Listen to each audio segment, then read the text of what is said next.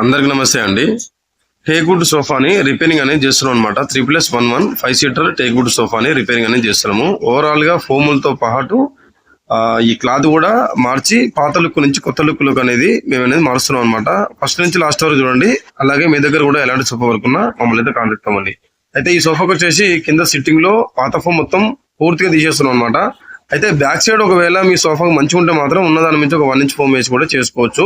కానీ ఈ సోఫాకు back side కూడా మొత్తం పోవడం వల్ల పూర్తిగా బ్యాక్ సైడ్ సీటింగ్ 2 ఫోములు కూడా తీసేసి కొత్త ఫోములు యాడ్ చేసి ఓవరాల్ గా కలర్ అనేది చేంజ్ చేసుకోవడం జరిగింది అనమాట.